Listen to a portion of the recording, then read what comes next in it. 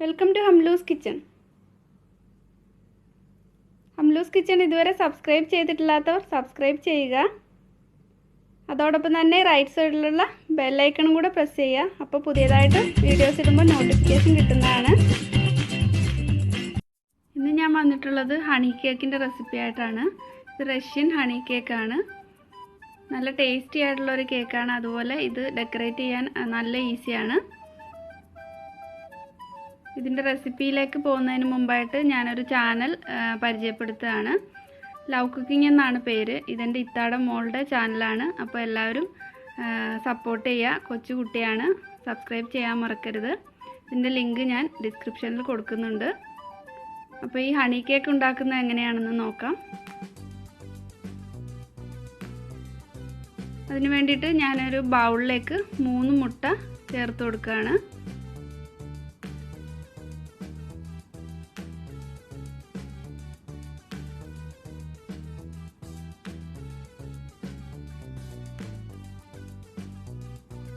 ഇനി ഇതിലേക്ക് ബ്രൗൺ ഷുഗറാണ് ചേർക്കുന്നത്. ഞാനൊരു 1/4 കപ്പ് ബ്രൗൺ ഷുഗർ എടുത്തിട്ടുണ്ട്. ഇതിന് പകരം സാധാരണ പഞ്ചസാര യൂസ് ചെയ്താലും മതി. 1/4 കപ്പാണ് എടുത്തിട്ടുള്ളത്. ഇതിനി നന്നായിട്ടൊന്ന് മിക്സ് ചെയ്തെടുക്കാം.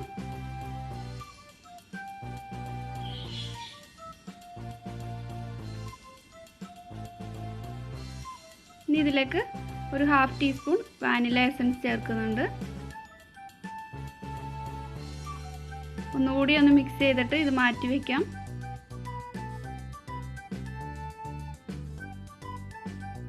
ഒരു പാൻ ചൂടാകാൻ വെച്ചിട്ടുണ്ട്. പാൻ ചൂടാകുമ്പോൾ ഫ്ലെയിം ലോയിലേക്ക് ആക്കി വെക്കുക. അതിനുശേഷം ഇതിലേക്ക് 100 ഗ്രാം ബട്ടർ ചേർത്ത് കൊടുക്കുക. ഈ ബട്ടർ ഞാൻ 1 മണിക്കൂർ മുമ്പ് പുറത്തെടുത്ത് വെച്ചതാണ്. സോഫ്റ്റ് ആയിട്ടുള്ള ബട്ടറാണ്. ഇനി ഇതിലേക്ക് 3 ടേബിൾ സ്പൂൺ തേനാണ് ചേർക്കുന്നത്. ഒരു 1/4 കപ്പ് തേനുണ്ടാവും. ലോ ഫ്ലെയിമിൽ തന്നെ ഇട്ടിട്ട് വേണം ഇത് ചെയ്യാൻ, അല്ലെങ്കിൽ പെട്ടെന്ന് തന്നെ ഇത് അടിയിൽ പിടിക്കും. ഇനി ഇത് നന്നായിട്ടൊന്ന് മിക്സ് ചെയ്ത് കൊടുക്കണം, ബട്ടറൊക്കെ മെൽറ്റ് ആകുന്നത് വരെ. ഇപ്പോൾ ബട്ടറൊക്കെ മെൽറ്റ് ആയിട്ടുണ്ട്. ഇനി ഇതിലേക്ക് ബേക്കിംഗ് സോഡയാണ് ചേർക്കുന്നത്.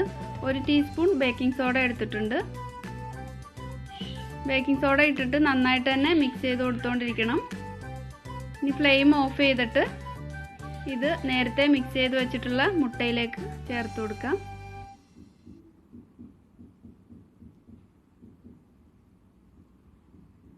മുട്ടയിലേക്ക് ചേർത്തിട്ട് നന്നായിട്ട് തന്നെ ഒന്ന് ബീറ്റ് ചെയ്ത് കൊടുക്കണം. ഇതേപോലെ ഒരു വിസ്കോ അല്ലെങ്കിൽ ഒരു ഫോർക്കോ ഉപയോഗിക്കാം. ഇതിൽ നേരത്തെ ചേർത്തിട്ടുള്ള പഞ്ചസാരയൊക്കെ മെൽറ്റ് ആകുന്നത് വരെ നന്നായിട്ട് ബീറ്റ് ചെയ്ത് കൊടുക്കാം. പഞ്ചസാരയൊക്കെ മെൽറ്റ് ആയിട്ടുണ്ട്. ഇനി ഇതിലേക്ക് ഫ്ലോറാണ് ചേർക്കുന്നത്. ഓരോ കപ്പ് വീതമാണ് ചേർക്കേണ്ടത്. ആദ്യം 1 കപ്പ് ചേർത്ത് കൊടുക്കാം. ടോട്ടൽ ഇതിലേക്ക് 3 കപ്പ് മൈദ ആണ് ചേർക്കുന്നത്. ഇനി രണ്ടാമത്തെ കപ്പും ചേർത്ത് കൊടുത്തിട്ട് നന്നായിട്ട് ഒന്ന് മിക്സ് ചെയ്തെടുക്കാം. ഒട്ടും കട്ടയില്ലാതെ തന്നെ മിക്സ് ചെയ്തെടുക്കണം. ഒരു അരിപ്പ ഉപയോഗിച്ചിട്ട് ഇതിലേക്ക് അരിച്ച് ചേർത്തിട്ട് മിക്സ് ചെയ്തെടുത്താലും മതി. അപ്പോൾ ഇതിലേക്ക് ഞാൻ 2 കപ്പ് ചേർത്തിട്ടുണ്ട്. ഇനി മൂന്നാമത്തെ കപ്പും ചേർത്ത് കൊടുക്കാം. കുറേശ്ശെയായിട്ട് ചേർത്തിട്ട് മിക്സ് ചെയ്തെടുക്കാം. എല്ലാം കൂടെ ഒന്നിച്ച് ചേർത്ത് കഴിഞ്ഞാൽ കട്ടയുണ്ടാവും.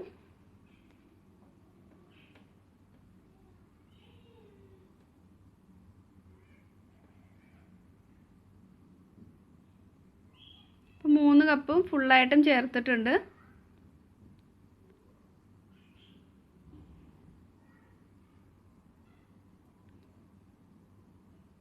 ഇനി ഇതിലേക്ക് നാരങ്ങ നീര് അല്ലെങ്കിൽ ഓറഞ്ചിൻ്റെ നീര് 1 ടീസ്പൂണാണ് ചേർക്കുന്നത്. ചേർത്തിട്ട് നന്നായിട്ടൊന്ന് മിക്സ് ചെയ്തെടുക്കാം.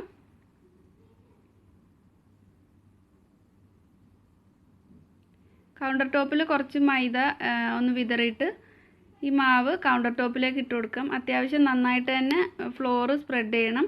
കാരണം ഇത് കുറച്ച് സ്റ്റിക്കി ആയിട്ടുള്ള ഒരു മാവാണ്. കയ്യിലൊക്കെ നന്നായിട്ട് ഒട്ടിപ്പിടിക്കും. അതില്ലാതിരിക്കാൻ വേണ്ടിയിട്ട് നന്നായിട്ട് തന്നെ കുറച്ച് മൈദ ഇതിലേക്കൊന്ന് ഇട്ട് കൊടുക്കാം. ഇതിനി നീഡ് ചെയ്തെടുക്കേണ്ട ആവശ്യമൊന്നുമില്ല. നമ്മൾ ചപ്പാത്തിക്ക് കുഴയ്ക്കുന്ന പോലെ കുഴയ്ക്കേണ്ട ആവശ്യമില്ല. ഇതൊന്ന് മിക്സ് ചെയ്തിട്ട് ഒന്ന് ഷേപ്പാക്കി എടുത്താൽ മതി കട്ട് ചെയ്യാൻ വേണ്ടിയിട്ട്.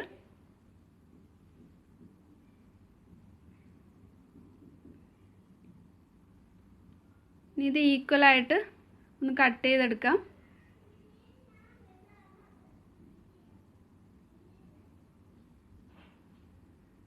അപ്പോൾ എത്രത്തോളം വലിപ്പമുള്ള കേക്കാണ് വേണ്ടതെന്ന് വെച്ചാൽ അതനുസരിച്ചിട്ട് ഇത് അളവൊക്കെ കട്ട് ചെയ്തെടുത്താൽ മതി. ഇനി ഇത് ഓരോന്നും ബോളാക്കിയിട്ട് മാറ്റി വയ്ക്കാം.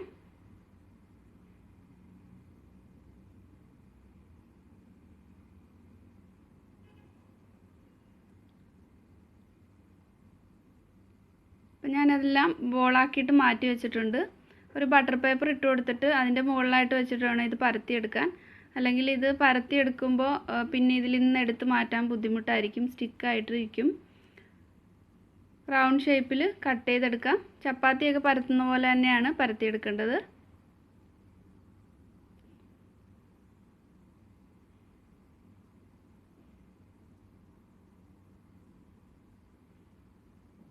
ഇനി ഇത് ഒരു ബേക്ക് ചെയ്യുന്ന ട്രേയിലേക്ക് വെച്ച് കൊടുത്തിട്ടുണ്ട്.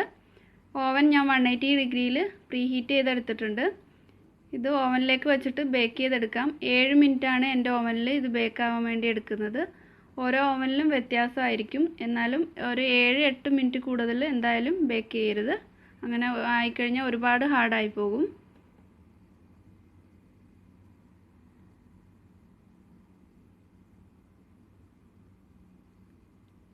ബാക്കിയുള്ള ബോളെല്ലാം ഇതുപോലെ തന്നെ പരത്തിയെടുക്കാം.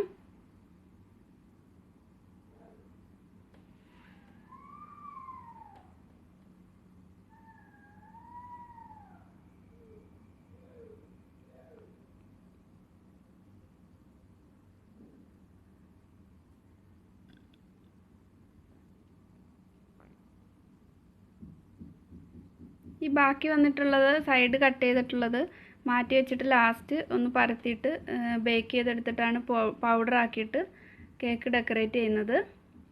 ഇതുപോലെ ഒരു ബട്ടർ പേപ്പർ യൂസ് ചെയ്യുകയാണെങ്കിൽ ഇത് ഈസി ആയിട്ട് നമുക്ക് റോൾ ചെയ്തെടുക്കാൻ പറ്റും. മുകൾ ഭാഗം ബട്ടർ പേപ്പർ ഇട്ടിട്ട് ചെയ്യുകയാണെങ്കിൽ അങ്ങനെയാണെങ്കിൽ സ്റ്റിക്ക് ആവത്തില്ല റോളറിൽ.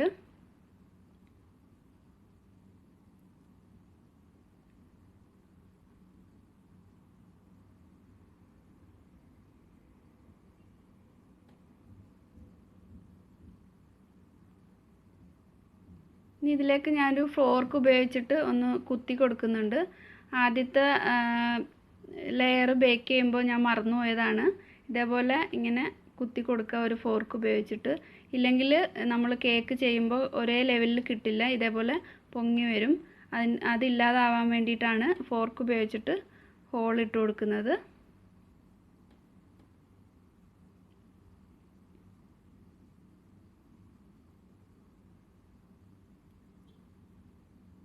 ഇത് ആദ്യം ബേക്ക് ചെയ്തതാണ്. ബാക്കിയെല്ലാം ഇതുപോലെ തന്നെ ബേക്ക് ചെയ്തെടുക്കാം. അപ്പോൾ ഇത് ഓവൻ ഇല്ലാതെ ചെയ്യാൻ പറ്റുമോ എന്ന് നിങ്ങൾക്കൊരു ഡൗട്ട് കാണും. അതുകൊണ്ട് ഞാൻ ഒരു പാൻ ചൂടാക്കിയിട്ടുണ്ട്. അതിലേക്ക് ഓവൻ ഇല്ലാതെ എങ്ങനെയാണ് ചെയ്യുന്നതെന്ന് നോക്കാം. പാൻ ചൂടാകുമ്പോൾ ഇതേപോലെ പരത്തിയിട്ടുള്ളത് ഇങ്ങനെ കമഴ്ത്തിയിട്ട് വെച്ച് കൊടുക്കാം. ബട്ടർ പേപ്പർ റിമൂവ് ചെയ്യാതെ തന്നെയാണ് വെച്ച് കൊടുക്കേണ്ടത്. കൈകൊണ്ടൊന്ന് പ്രസ് ചെയ്ത് കൊടുത്തിട്ട് ഒരു സൈഡ് കുക്കാകുമ്പോൾ ബട്ടർ പേപ്പർ റിമൂവ് ചെയ്ത് കൊടുക്കാം. കുക്കാവാതെ ബട്ടർ പേപ്പർ എടുത്ത് മാറ്റരുത്. ഇപ്പോൾ ഒരു സൈഡ് കളറൊക്കെ മാറി കുക്കായി തുടങ്ങിയിട്ടുണ്ട്. ബട്ടർ പേപ്പർ പതുക്കെ ഇതിൽ നിന്ന് മാറ്റി കൊടുക്കാം. ഇനി ഇത് തിരിച്ചിട്ട് കൊടുക്കാം. ഓവനിൽ നമ്മൾ ബേക്ക് ചെയ്യുന്ന അതേപോലെ തന്നെ പെർഫെക്റ്റ് ആയിട്ട് കിട്ടില്ല. എന്നാലും ഓവൻ ഇല്ലാത്തവർക്ക് ഈ രീതിയിൽ ട്രൈ ചെയ്ത് നോക്കാം. ഞാൻ ലാസ്റ്റ് വന്നിട്ടുള്ള മാവ് വെച്ചിട്ട് പരത്തിയിട്ടാണ് ഇങ്ങനെ കാണിച്ചിട്ടുള്ളത്. ഓവനിൽ നമ്മൾ ബേക്ക് ചെയ്യുമ്പോൾ എല്ലായിടവും ഒരേപോലെ കളറിൽ കിട്ടും. ഇതിപ്പോൾ നമ്മൾ പാനിൽ ചെയ്യുമ്പോൾ ഇതേപോലെ കളറിലായിരിക്കും ഉണ്ടാവുന്നത്. എന്നാലും ചെയ്ത് നോക്കാം. ഓവൻ ഇല്ലാത്തവർക്ക് ഈ രീതിയിൽ ചെയ്ത് നോക്കാം.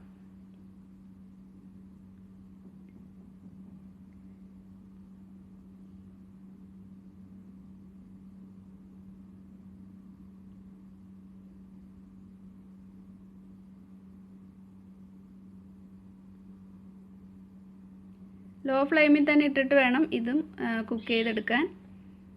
ഓവനിൽ ബേക്ക് ചെയ്തതെല്ലാം ബേക്കായിട്ടുണ്ട്. ഇനി ഇതിൻ്റെ സൈഡൊക്കെ കട്ട് ചെയ്ത് നേരത്തെ മാറ്റി വെച്ചിട്ടുള്ളതും ബേക്ക് ചെയ്തെടുക്കണം. ഒരു 8 മുതൽ 10 മിനിറ്റ് വരെയാണ് ബേക്ക് ചെയ്യേണ്ടത്. ഇത് പൗഡറാക്കി എടുക്കാനുള്ളതാണ്. ഞാൻ അതുമെല്ലാം ബേക്ക് ചെയ്തെടുത്തിട്ടുണ്ട്. കേക്കിൻ്റെ ലെയറിനെക്കാട്ടിലും കുറച്ചും കൂടെ ക്രിസ്പി ആയിട്ടാണ്. ഇതേപോലെ നമ്മൾ കൈകൊണ്ട് ഒടിച്ചെടുക്കാൻ പറ്റണം. അതുപോലെയാണ് ബേക്ക് ചെയ്യേണ്ടത്. 10 മിനിറ്റ് കൂടുതലൊന്നും ബേക്ക് ചെയ്യേണ്ട ആവശ്യമില്ല. ഒരു ഫുഡ് പ്രോസസ്സറിലോ അല്ലെങ്കിൽ ഒരു മിക്സിയുടെ ജാറിലേക്കോ ചോപ്പറിലേക്കോ ഇട്ട് കൊടുത്തിട്ട് ഇത് പൊടിച്ചെടുക്കാം.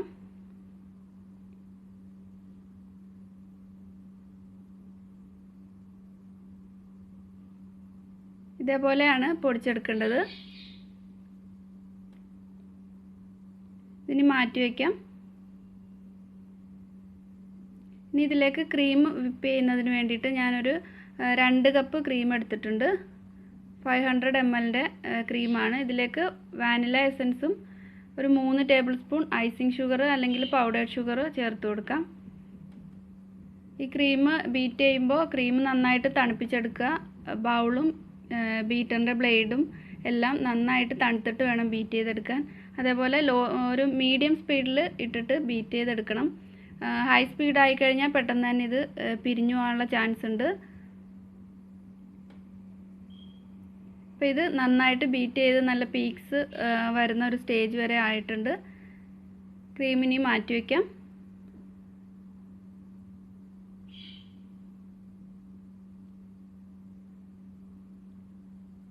കേക്ക് ഒന്ന് അറേഞ്ച് ചെയ്തെടുക്കുന്നതിന് വേണ്ടിയിട്ട് ഞാൻ ഇതേപോലുള്ളൊരു പാനാണ് എടുത്തിട്ടുള്ളത്. ഇതിന് പകരം നേരെ അല്ലാതെ തന്നെ കേക്ക് ചെയ്യുന്ന പോലെ എടുത്താലും മതി. ഫസ്റ്റ് ലെയർ വെച്ച് കൊടുത്തിട്ട് ഒരു ഹണിയും വാട്ടറും കൂടെ മിക്സ് ചെയ്ത ഒരു സിറപ്പ് ആക്കിയിട്ട് ഇതേപോലെ ബ്രഷ് ചെയ്ത് കൊടുക്കുക. ഇങ്ങനെ ചെയ്യുമ്പോൾ ഹണിയുടെ നല്ല ടേസ്റ്റും കിട്ടും, ഒന്നുകൂടി സോഫ്റ്റ് ആവുകയും ചെയ്യും. അതിൻ്റെ മുകളിലായിട്ട് ക്രീം സ്പ്രെഡ് ചെയ്ത് കൊടുക്കാം.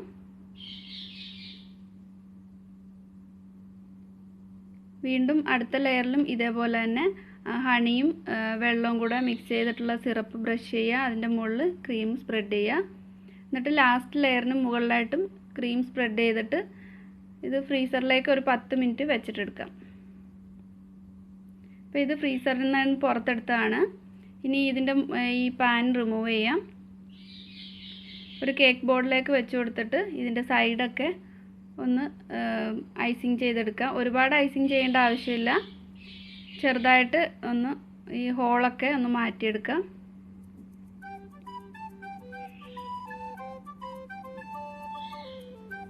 അപ്പോൾ ഞാൻ സൈഡൊക്കെ ഒന്ന് ക്രീം സ്പ്രെഡ് ചെയ്തെടുത്തിട്ടുണ്ട്. ഇനി ഇതിൻ്റെ മുകളിലായിട്ട് ഇതേപോലെ ഹാർട്ട് ഷേപ്പിലുള്ള ഒരു പേപ്പർ കട്ട് ചെയ്തിട്ട് ഇതിൻ്റെ മുകളിൽ ഒട്ടിച്ചു കൊടുക്കുകയാണ്. അതിനുശേഷം അതിൻ്റെ മുകളിൽ ഒന്ന് ഒരു അരിപ്പയിലൂടെ നേരത്തെ പൗഡർ ചെയ്ത് വെച്ചിട്ടുള്ളത് ഡസ്റ്റ് ചെയ്ത് കൊടുക്കാം.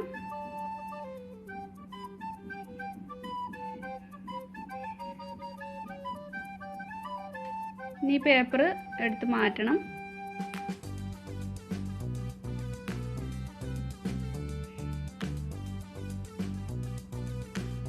ഇങ്ങനെ ചെയ്യണമെന്നൊന്നുമില്ല, ഞാൻ വെറുതെ ചെയ്തതാണ്.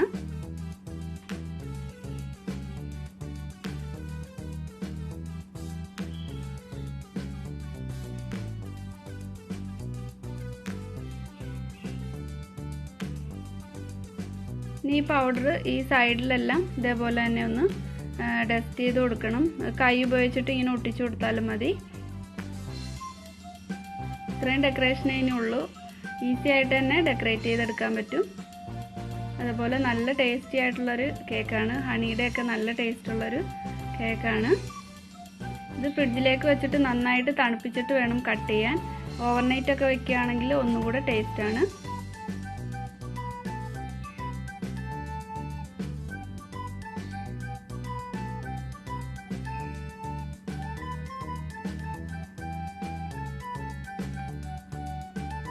ഇതിപ്പോൾ ഞാൻ പിറ്റേ ദിവസം രാവിലെയാണ് ഇത് കട്ട് ചെയ്യുന്നത്. ഇന്നലെ വൈകുന്നേരം ഉണ്ടാക്കി വെച്ച കേക്കാണ്.